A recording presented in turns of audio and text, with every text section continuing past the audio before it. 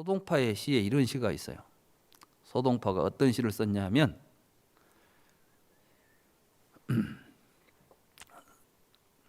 산간지 명월과 강상지 청풍은, 우리가 이제 산에 달이 뜨고 강에 바람이 불면 소리가 나죠. 바람 소리가 이렇게 흘러가잖아요. 눈을 만나면은 빛이 되고 귀가 그것을 얻으면 소리가 되더라 그랬어요. 그러니까 지금 달빛은 저기에 달빛으로 존재하는 것이 아니라 눈을 만나야 그것이 달빛이 되고, 강에 흘러가는 바람은 귀를 만나야 소리가 되는 것이에요. 그러지 귀 없으면 소리 없고 눈 없으면 빛이 없더라. 벌써 그 시인의 눈에도 일체는 이렇더라는 겁니다. 그래서 소동파는 이것을 조물자라고 그랬어요. 우리들이. 그래서 우리 조물자들이 그 빛과 소리는 아무리 여러 사람이 봐도 달라지지 않아요. 달빛을 한 사람이 보다가 둘이 보니까 절반으로 흐려지질 않는다는 거예요. 그리고 소리도 마찬가지죠. 또 누가 못 보게 막지도 않아. 달빛 나만 볼 거야, 너는 보지 마라. 저 소리는 나만 들을 거야, 이렇게 할 수가 없어요. 누구나 다 귀 있는 자는 들을 수 있고 눈 있는 자는 볼 수 있지 않겠습니까? 이것이 바로 조물자의 무진장이다. 그러니까 사실은 우리가 모두 조물자들인 거예요. 여러분들은 지금 여러분들은 눈으로 보기 때문에 여러분들은 보이는 세상을 만들고 사는 겁니다. 듣기 때문에 들리는 세상이 전개되고 있는 것입니다. 그러니까 세상의 주인은 다른 게 아니라 바로 업보로서 살아가는 이 공성으로서의 자기 존재야말로 이게 불성이고, 이게 바로 세계를 만들어내는 주인공들인 거예요. 벌써 일체라는 말의 의미를 우리가 잘 새기면 이런 의미까지 담고 있는 이야기입니다. 그래서 이제 일체가 12입체인데, 근데 중생들은 이걸 잘 못 알고 안에 있는 것은 내가 있고 밖에 있는 건 세계가 있다 해가지고 나와 세계를 분별해가지고 각가지 분별된 생각들을 만들어 놨어요. 이게 이제 처음 분별된 생각이 나타나는 걸 보고 18계라고 그래요. 그러니까 식이 발생하지요. 이 식이라는 것이 분별하는 마음입니다. 이 식이 분별해가지고 보이는 것은 밖에 있고 보는 놈은 안에 있고 그걸 보는 뭐가 있다, 이렇게 해서 18가지로 분별해 보기 때문에 18계라고 부르는 거예요. 식이 발생하면. 그래서 안과 색을 연하여서 안식이 발생하면 그렇게 형성된 우리들 의식세계를 18계다 이렇게 부르는 거죠. 그래서 이제 이 사람에게 처음에 일체가 뭐입니까? 이렇게 물으니까 나는 일체는 12입체라고 말한다. 안이비설신의 색성양 미촉법, 이것을 일체라고 한다. 만약 이것은 일체가 아니다, 삼은 구담이 말한 일체를 버리고 다른 일체를 주장한다고 하면 그러한 주장은 단지 언설만 있을 뿐이어서 의문이 있어도 알 수 없고 의혹만 늘어날 것이다. 왜냐하면 그 주장은 우리가 인식할 수 있는 것이 아니기 때문이다. 그러니까 이제 우리가 뭐 신이 만들었다, 그걸 누가 봤습니까? 지금 부처님께서 이 세계를 이야기하려고 할 때 다른 모든 사상과 종교는 가정법을 사용합니다. 다시 말해서 가설을 내세운다고. 말하자면 브라만이라는 신이 있어가지고 세계를 창조했다. 그런데 그걸 볼 수 있는 사람이 있어요, 없어요? 본 사람이 있습니까, 없습니까? 알 수 없습니다. 그러니까 믿어야 됩니다. 기독교에서 하나님이 천지를 창조하셨다. 그 하나님을 본 사람이 있을까요? 창조한 걸 본 사람이 있을까요? 그런데 왜 그 말을 해요? 믿으니까. 그러니까 거기는 믿음만 있지 우리가 의심을 하게 되면 해결이 안 나옵니다. 부처님은 그런 건 안 된다는 거예요. 확실한 이야기를 하자는 겁니다. 확실한 이야기를 하는데, 자, 보니까 보인다는 거, 장님에게는 소리가 없다는 거, 빛이 없다는 거, 귀머거리에게는 소리가 없다는 게, 이게 뭐 어려운 이야기입니까? 거짓입니까? 그러니까 소리가 없는 사람에게는 소리가 의미 없기 때문에 소리 없는 삶이 이루어집니다. 소리 없는 세계에서 삽니다. 그 대신 그러한 장애를 가지신 분들은 다른 감각이 더 발전한대요. 그래서 우리가 또 전혀 느끼지 못한 것을 느낄 수 있답니다. 그러니까 장님의 세계라고 해서 뭐만 결함 없어진 것이 아니라 사실은 우리가 느끼지 못하는 어떤 감각을 더 느낄 수 있는 그것이 존재하는 세계가 있는 거예요. 그러니까 이제 세계라고 하는 것을 이렇게 주관과 객관으로 나누어 가지고 객관적인 보편적인 하나의 세계가 있다고 보는 것은 그동안 우리가 잘못 생각했던 착각인 것이죠. 그러한 세계가 있다고 생각하기 때문에 나와는 독립된 세계에 내가 태어나서 죽는다는 생각으로 이어져서 생사의 괴로운 생각들을 일으키는 것이 중생인 것입니다. 그래 이제 이 말을 듣고 바라문이 다른 질문을 합니다. 320경으로 넘어가서 81쪽을 보면 구담이시여 일체유라고 할 때 어떤 것을 일체유라고 이야기합니까? 아까는 일체는 뭡니까? 이렇게 물었을 때는 12입체다고 그랬죠? 일체의 유는 무엇입니까? 이렇게 물었어요. 이게 뭡니까? 유? 있는 것. 일체로부터 지금 이야기를 하는 겁니다. 일체가 12입체라고 하니까 본래 브라만교에서는 브라만으로부터서 유가 나오기 시작합니다. 브라만이 욕심을 일으킵니다. 브라만이 욕심을 일으키니까 거기로부터서 불이 있게 됩니다. 불이 나오게 되니까 있게 되니까 다시 거기에서 뜨거워서 그 불을 식히려고 물이 나오게 됩니다. 그래서 물이 있게 됩니다. 이게 이제 유들이에요. 유.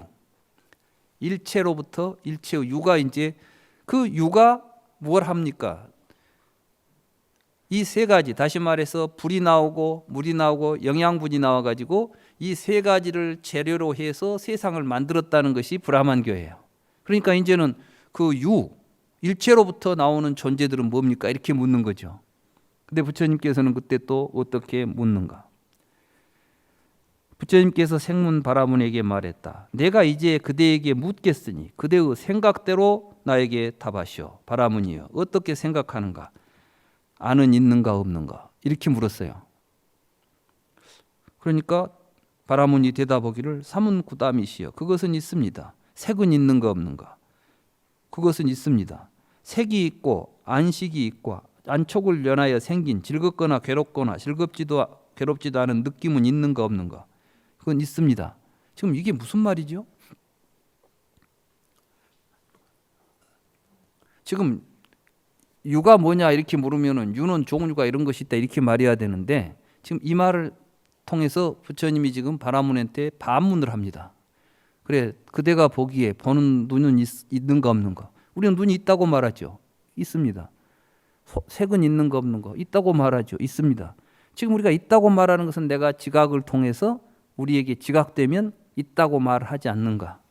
있다는 존재를 이야기하는 게 아니라 우리가 뭐 있다고 할 때 그 있다는 말이 어떻게 사용되는가를 지금 여기서 이 대화를 통해서 이야기하고 있어요. 그러니까 지금 답변의 형식이 틀립니다. 처음에 일체는 무엇이냐 그러니까 12입처다 이렇게 제시하죠. 일체 유는 무엇이냐 그러면 또 일체 유가 무엇이 있다 이렇게 말하는 게 아니라 이제 이건 있는가 없는가? 아, 있다. 우리가 있다고 하는 모든 것들은 내가 눈으로 보고 눈으로 보았을 때 보이면 있다 하고 보는 놈이 있다고 생각하고 보이는 놈이 있다고 생각하고 그 다음에 안식, 내가 그것을 분별하는 내 마음이 있다고 생각하고 그 분별을 일으켜서 경험할 때 괴로움이 생기면 그때는 괴로움이 있다고 말하죠. 우리가 있다고 말하는 괴로움은 본래부터 있던 괴로움을 느끼는 겁니까? 괴로움이 나타날 때 있다고 말합니까? 어떤 사람이 이걸 보면 참 괴로워해요. 여기에 괴로움이 있어가지고 이 괴로움이 나한테 괴로움을 주는 겁니까? 아니면은 어떤 사람은 이걸 보고 굉장히 좋아해요. 그러면은 이것 자체가 괴로움입니까? 아닙니까? 괴로움은 어떨 때 있습니까? 이걸 통해서 괴로움이 일어나면 우리는 있다고 말하는 것이죠. 그러니까 지금 우리가 있다고 말하는 모든 것들이 지각과 그 지각을 통해서 여러 가지 조건 속에서 일어나서 우리에게 지각될 때 있다는 말을 하지 않느냐? 지금 그걸 깨우치고 있는 거예요. 그러니까 부처님은 유라는 것에 대해서 유라는 말을 이제 쓰지 않잖아요. 구체적으로 드러난 현상을 다른 말하고 쓴다 했죠. 그러니까 이 사람이 눈치가 이제 빨라요. 우리가 여기서 물을 때는 유라는 말을 묻는 것이 아니겠구나. 그래서 이제 다음에 84쪽으로 넘어가면 구다미시여 일체 법이라고 할 때 어떤 것이 일체 법입니까? 이렇게 질문이 바뀝니다. 그러니까 부처님께서 바라문에게 말했습니다. 안과 색, 안식, 안촉, 그리고 안촉을 인연하여 생긴 괴롭거나 즐겁거나 괴롭지도 즐겁지도 않은 느낌, 입이 설신의와 법, 의식, 의촉을 해서 생긴 느낌들, 이런 것들을 일체 법이라고 부른다. 그러니까 부처님은 이제 있다 없다라는 것은 우리가 지각을 통해서 무엇이 있냐 없냐라는 수로로 쓰여야지 이것이 명사적으로 주어로 쓰일 단어가 아니다라는 거예요. 그리고 이제 그걸 다르마라는 말로 부처님은 표현하고 있는 거예요. 이렇게 연기한 것을 법이라고 부릅니다. 연기의 구조, 조건에 의해서 나타나는 현상을 지금 법이라고 부르기 때문에 불교에서 다르마 개념은 다른 데서는 유를 실체적인 의미로서 명사적 구조를 가지고 유라고 불렀는데 부처님은 우리가 부아바 있다는 표현은 지각을 통해서만 있다는 표현을 하는 것이지, 다시 말해서 있다는 말은 무엇이 있느냐, 나에게 지각되고 있는 것을 우리는 있다고 말하는 것이고, 그렇게 지각되어서 있는 것들을 불교에서는 다르마라고 부른다. 지금 이렇게 이 세 개의 경이 나란히 있는데 굉장히 의미심장하게 지금 우리에게 그 부처님의 다르마 개념을 설명하고 있는 거예요. 근데 이걸 눈여겨보지 않아요, 사람들이. 그냥 일체, 유, 일체 법. 그리고 이게 어떤 의미인지를 정확하게 이해하려고 하지 않아요. 저는 사실 이제 이 부분을 읽으면서 부처님은 말씀에 개념들이 어떤 의미를 가지고 쓰이고 있구나 하는 것을 이 세 개의 경을 통해서 깨달았어요. 그만큼 굉장히 중요한 경전들인데 아마 여러분들이 읽을 때 무슨 말인지, 왜 여기서는 이 사람은 갑자기 일체라고 물었다가 일체유라고 물으니까 또 부처님은 반문하고, 또 일체 법이 뭐냐고 물으니까 또 똑같은 이야기하고, 뭐 이렇게 들릴 거예요. 그런데 320경하고 21경의 차이는, 320경은 반문의 형태로 있는가 없는가, 있습니다, 이렇게 해서 스스로 있음의 의미를 깨닫게 한 다음에 우리가 이제 그것을 개념으로서 정리할 때, 이것은 그러니까 다르마라는 개념으로서 정리해야 된다. 불교에서 말하는, 내가 말하는 다르마는 이러한 구조 속에서 설해지는 것이다. 이런 식의 지금 그 이야기가 전개가 되고 있는 것입니다. 그리고 이 12처라고 하는 데서 그러면 세간이 어떻게 벌어지느냐, 이걸 설명하는 게, 다른 종교에서는 브라만이 세계를 창조할 때 아까 불이 나오고 물이 나오고 뭐가 나왔다 이렇게 설명해 가죠. 그러면 이제 불교에서는 세간을 오온이라고 부른다고 그랬죠. 오온. 그러면 오온은 어떻게 해서 형성이 될 것이냐. 오온 일체법이라고 그랬죠. 이 세상에 있는 모든 존재 현상을 일체법이라고 한다면 중생들의 세간, 다시 말해서 중생들이 세계라고 보고 있는 것들이 오온이라고 한다면 오온은 일체로부터 어떻게 연기하는가, 이걸 보여주는 것이 부처님의 연기법이라는 교리입니다. 그리고 그 연기법의 출발점에 12입처가 있다는 것이죠. 다시 말해서 일체는 12입처인데 12입처를 통해서 안과 색이라고 하는 이법, 이게 이제 85쪽에 보면 자바함 306경에 두 법이 있다. 그 둘은 어떤 것들인가? 안과 색이 그 둘이다. 안과 색을 연하여 안식이 발생한다. 이들 셋이 화합하는 것이 촉이다. 촉에서 수상사가 함께 생긴다. 이런 말을 하고 있어요. 그러니까 이제 뭐죠? 우리가 말하는 일체법으로서의 오온 있죠? 세간이라고 하는 오온은 어떻게 이루어집니까? 이렇게 물으니까 안과 색이라고 하는 서로 대립하는 두 개의 구조가 있다. 이게 이제 안입처와 색입처, 12입처예요. 중생들의 의식세계는 이렇게 나와 너 이원화되어 있다는 거예요. 이원화. 주관과 객관으로 나누어진 두 개의 구조 속에서 중생들은 그런 생각을 가지고 있는 것이죠. 여기로부터서 안과 색을 인연으로 해서 이런 12입처를 인연으로 해서 안식이 발생한다. 그럼 안식이 발생하게 되면 이렇게 발생된 중생들 의식세계로 18개라고 부릅니다. 그러니까 이제 육식이 생기지 않겠어요. 식은 분별하는 마음입니다. 분별하는 마음은 무엇을 가지고 분별하냐면 나름대로 동일한 기준을 가지고 구별을 하는 것을 분별이라고 부릅니다. 분별을 어떻게 여러분들은 동일한 사물을 항상 동일하게 분별하지 않습니다. 그건 뭐냐면 여러분들이 기준을 어디에 놓고 보느냐에 따라서 분별이 달라진다는 것입니다.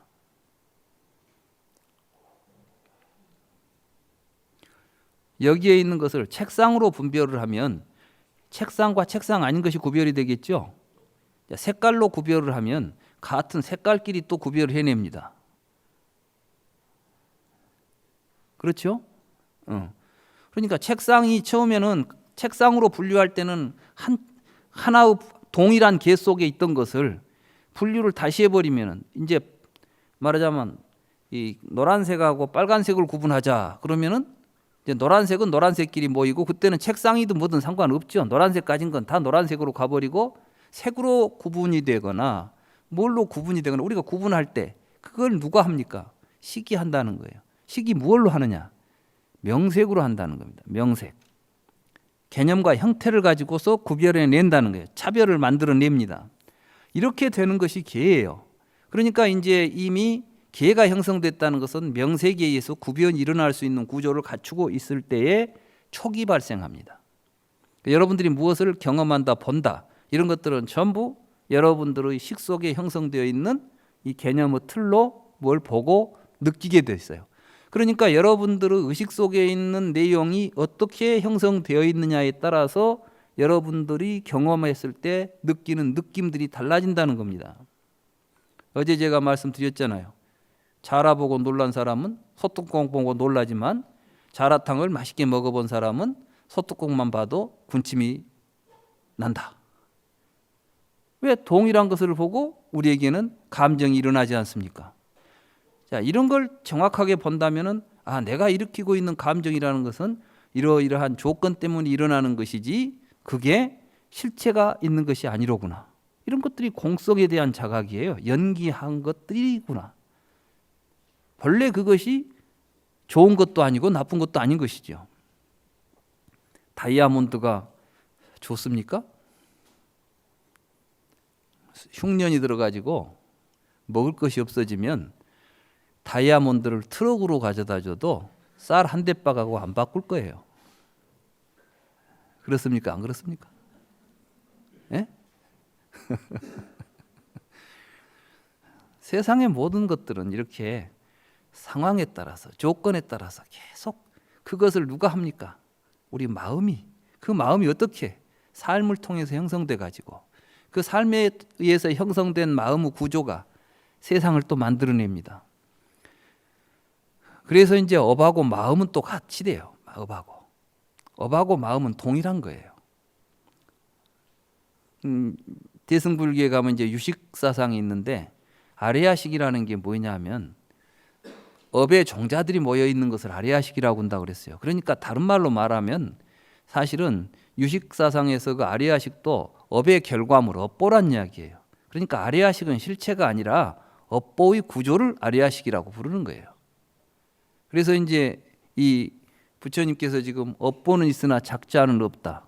이러한 이 의미는 대승불교에서도 계속해서 거기에 기초해서 대승 사상이 전개됩니다. 우리는 이런 걸 이제 보게 되면 이 대승 사상이 이러한 부처님의 연기설에 기본을 두고 있다. 이걸 우리가 보아야 됩니다.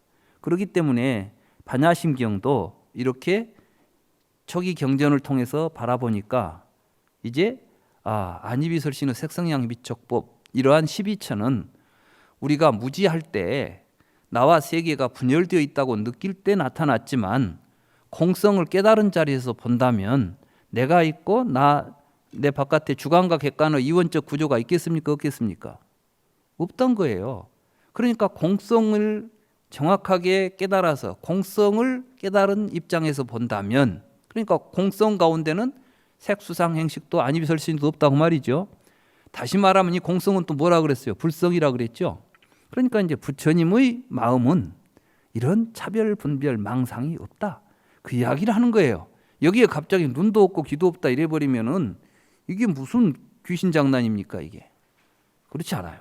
불교는 그렇게 터무니없는 엉뚱한 이야기를 하려고 하는 것이 아니라 실제로 연기와 공을 깨닫고 이 모든 것들이 연기했다는 것을 아는 입장에서 본다면 결코 그러한 분별 망상은 있을 수가 없다.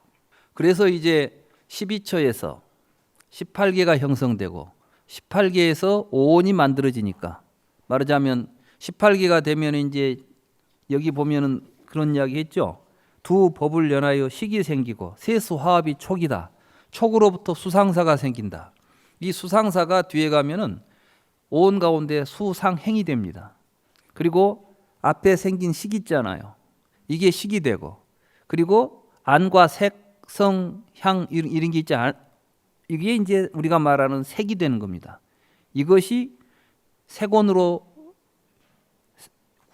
구성하고, 그러니까 이게 전부가 다 우리 의식 속에서 일어나는 그 마음의 구조를 설명하는 겁니다.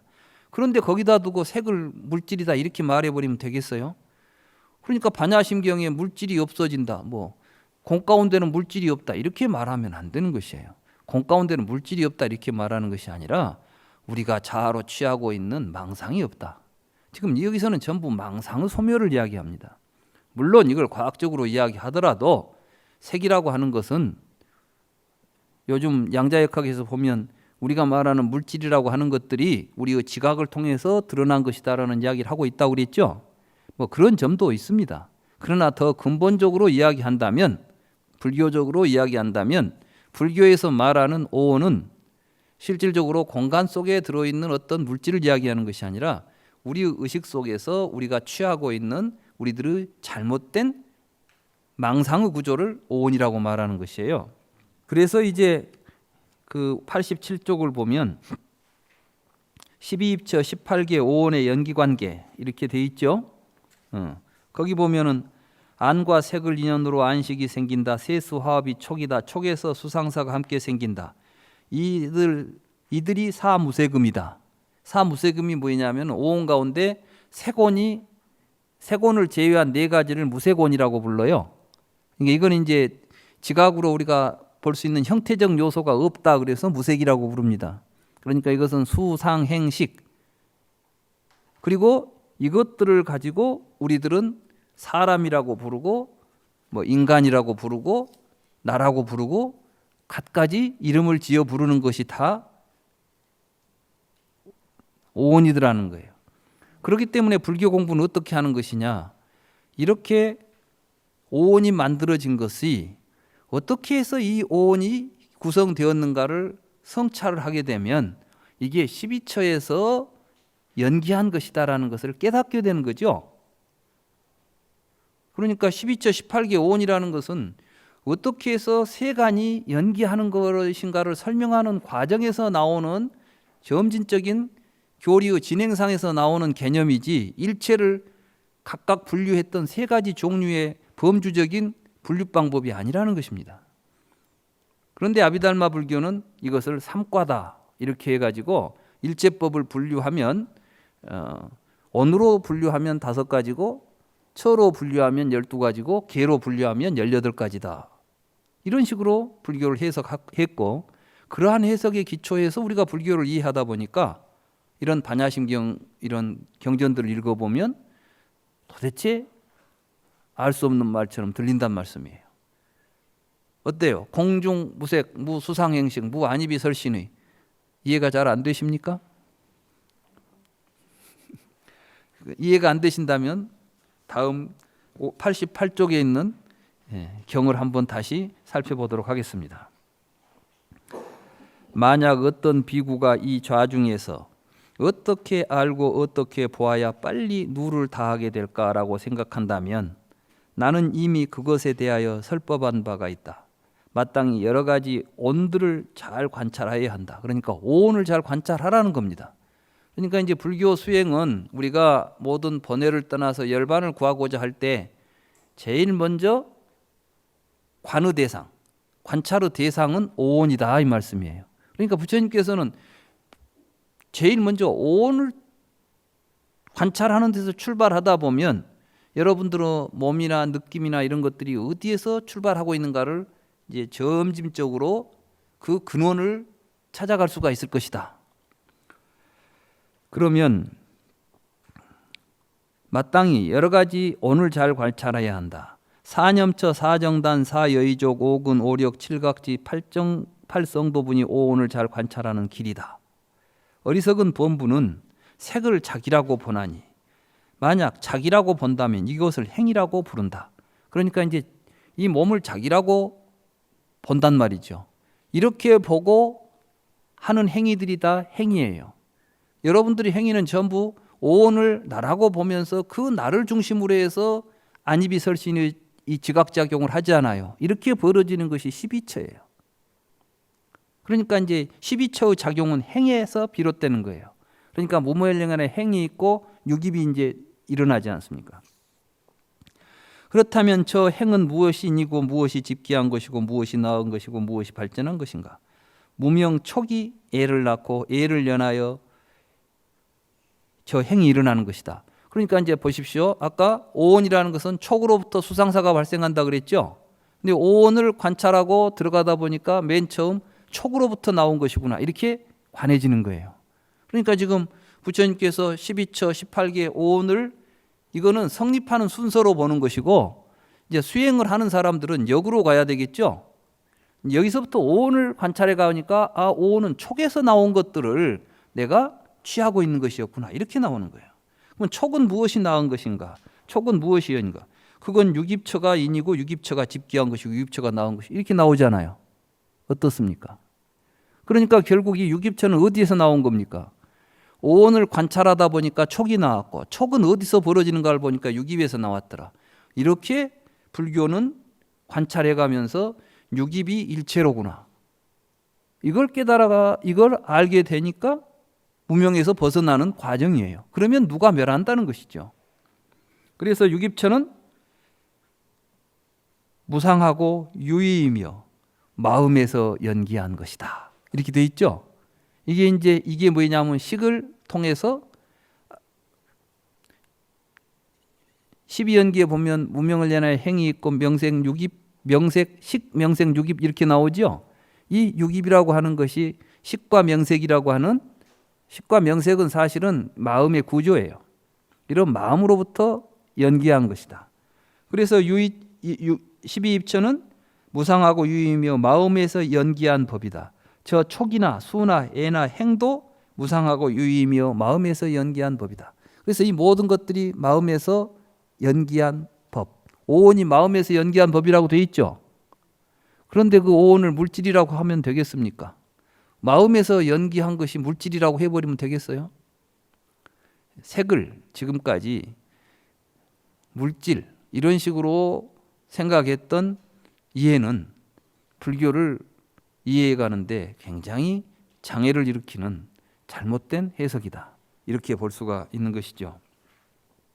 그런데 이 유깁처라는 것이 이렇게 그 속에 인지의 주체로서 자아가 있는 게 아니라 식에서 마음에서 연기한 무상하고 유의라는 것을 깨달았을 때 이런 걸 보고 유깁처는 무하다 이렇게 말하는 겁니다.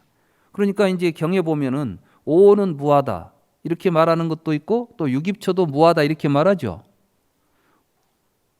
유깁처를 우리는 그 안에 내가 있어서 보는 것처럼 생각했는데 그 유깁처 속에 보고는 있지만 보는 놈은 없더라 이 말이에요. 그런데 유깁처가 없다 그러니까 보지를 못한다는 거 아니라 보고는 있는데 그 안에 보고 있는 놈은 없더라는 거예요. 우리 어제 보는 놈을 한번 찾아봤죠.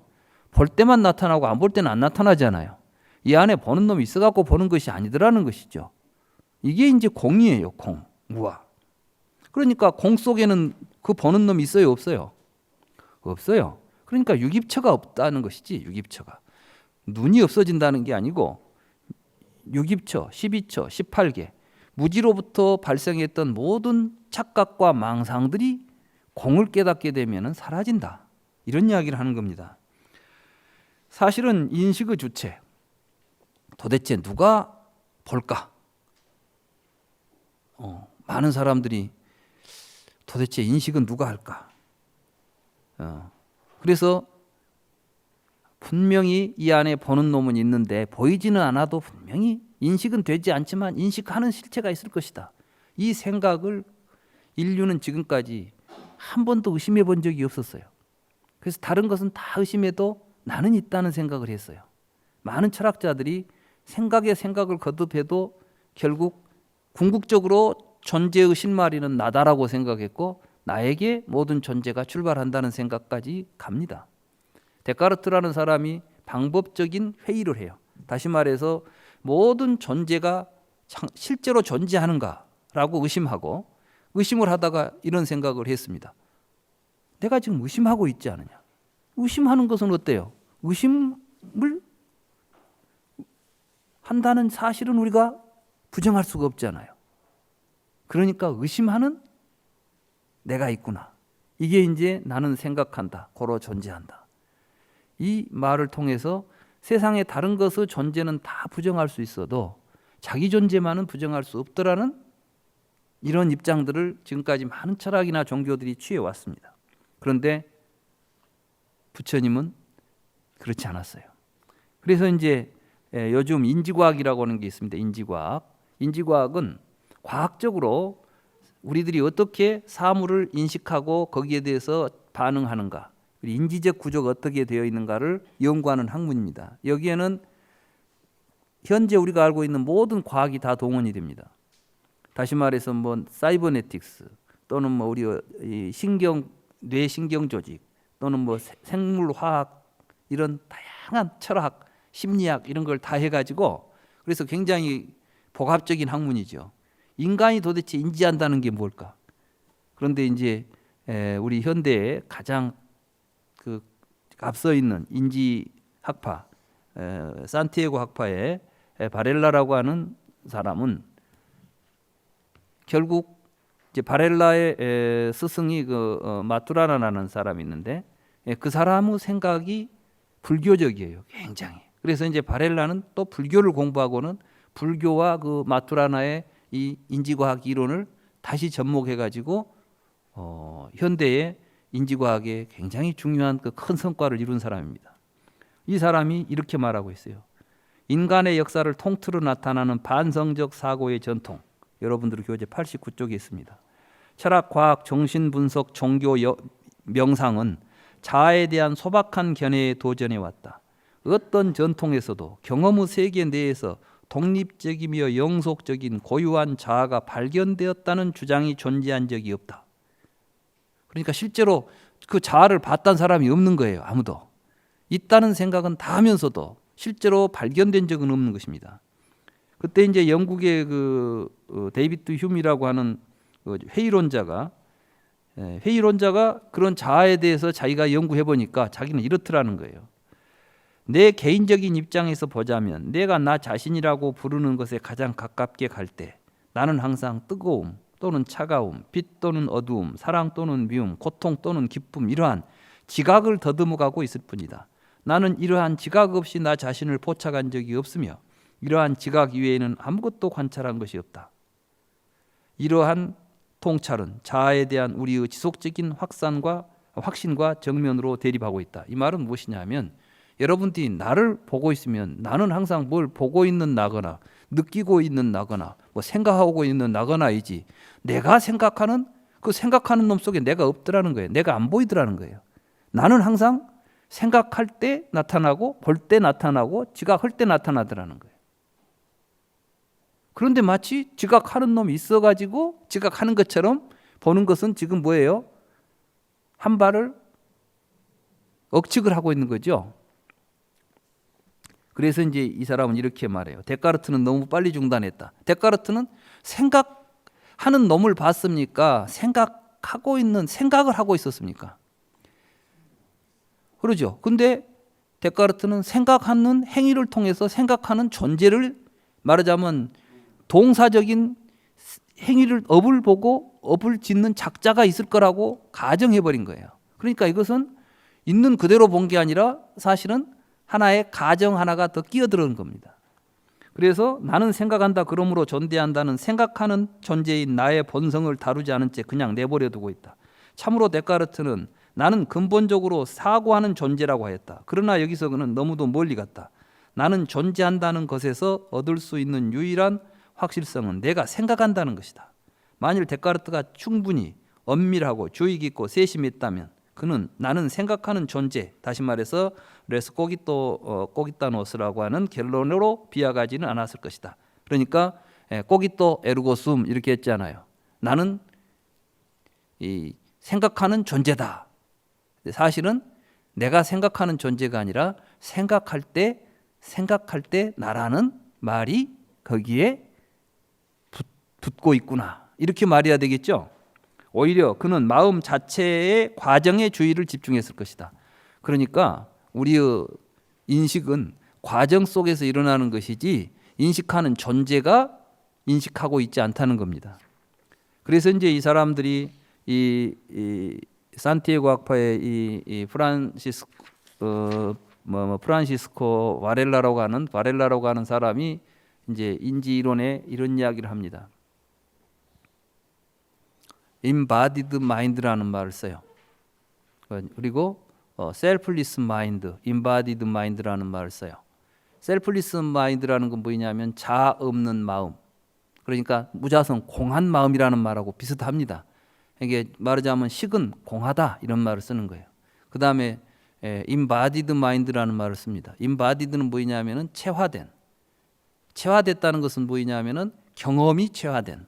다시 말해서 여러분들이 어떤 경험을 하게 되면 그 경험이 모여가지고 마치 어떠한 일을 행하는 어떠한 존재처럼 만들어진다는 겁니다. 그러니까 이걸 쉽게 말하면 불교적으로 말하면 온이 된다는 거예요. 온. 그러니까 체화라는 것을 집이라고 보면 됩니다. 그러니까 여러분들의 행위들이 모여가지고 일정한 패턴으로 움직이는 의식의 구조를 형성하게 된다는 것입니다. 그러니까 여러분들의 마음은 여러분들의 삶의 결정체입니다. 여러분들이 거짓말을 많이 하고 살다 보면 입에서 거짓말이 술술 나와요. 그냥 우리 주변에 보면 막 거짓말 쉽게 많이 하더라고 요즘. 거짓말을 하고 살면 거짓말이 돼요. 근데 안 한 사람들은 거짓말 못 해요. 거짓말 하려고 보면 입이 딱 막혀가지고 막 땀이 나고 이상해지죠. 그래요. 근데 한 번 하면 두 번째 할 때는 쉽게 해요. 이게 체화되니까 그래요. 이걸 체화라고 그래요. 이런 걸 보고 집이다고 그래요. 집. 그러니까 고집멸도 때 집 있죠. 여러분들의 의식의 패턴들은 이렇게 삶이 모인 것들이에요. 이걸 업이라고 그래요. 불교에서.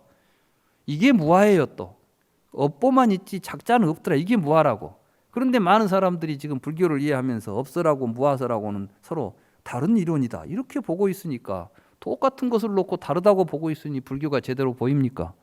그러니까 업서를 따라가면은 윤회설에 빠져가지고 이상한 이론으로 가버리고 연기설을 또 무아설이라고 하게 되면은 또 여기는 뭘로 가냐면은 단멸론으로 가버려요. 그러니까 많은 사람들이 지금 불교의 연기 무아를 이야기하면은 중도라고 이야기하면서도 결론은 단멸에 가 있습니다. 그런가 하면 또 윤회설을 이야기한 사람들은 자기들은 또 중도라고 이야기하면서도 결국은 상견에 빠져 있습니다. 그게 잘못된 거예요. 지금 여기서는 집과 멸에 대한 올바른 이해, 연기에 대한 올바른 이해를 하게 되면 이런 상견이나 단견을 떠나서 바른 중도 실상을 보게 되는 것이 그걸 공성이라고 부르는 겁니다. 이 자리는 어디서 수행을 해서 만들어지는 것도 아니고 깨달으면 되는 자리예요. 그래서 깨달아서 살면 되는 것을 보고 돈수라고. 다시 말해서 우리가 그래 과거가 무슨 문제야. 내가 어떻게 살았어도 내가 지금 여기에서 한 생각 일으켜서 바르게 살면 돼. 이렇게 하면은 이제 부처의 삶을 살 수 있습니다. 그러니까 그런 자리를 보고 백겁적집죄 일념돈탕진 이렇게 말하는 거예요. 불교는 그러니까 과거가 어찌 됐든 쉽게 말하면 깨닫게 되면 과거를 묻지 말자 이거예요. 여러분이 지금까지 어떻게 살아왔어도 오늘 이 순간 이 가르침을 통해서 내 삶의 자리가 항상 비어있다. 여기다 내가 무엇을 채우냐가 내 인생이다. 여기다 부처의 마음으로 부처의 삶을 채우면 여러분들이 부처예요. 누구나 그 공성에 있기 때문에 다 부처의 성품을 가지고 있다. 이게 불성이다. 이렇게 말하는 겁니다. 그래서 제가 오늘 이 강의에 공중무색 무수상행식 무한이비설신의 이 부분을 그 뭐라고 제목을 붙였죠? 공성을 깨달으면 망상이 사라진다. 그리고 공중 뭐입니까? 시시제법공상 불생불멸 이렇게 이야기했을 때 이것은 바로 중생이 곧 부처다. 자, 우리가 공성을 깨닫는다는 것은 모든 망상이 사라지는 자리이기 때문에 그 망상은 다 잘못된 무명으로부터 일어난 업의 결과입니다. 그렇지만 공성을 깨달으면 그 모든 업으로부터 또 지난 업으로부터 업장으로부터 소멸이 해탈이 되는 것이죠. 그래서 이 반야심경을 잘 외우면 그 자리가 곧 부처님의 자리다. 그게 이제 반야심경을 불모라고 그랬죠, 제가. 부처님의 어머니. 모두 이제 이런 부처님의 가르침을 여러분들이 보고 들으면서 여러분 스스로가 부처될 원을 세우고 반야심경을 통해서 모두가 다 성불하는 부처님의 길을 가는 이러한 불자가 되어야 할 것입니다.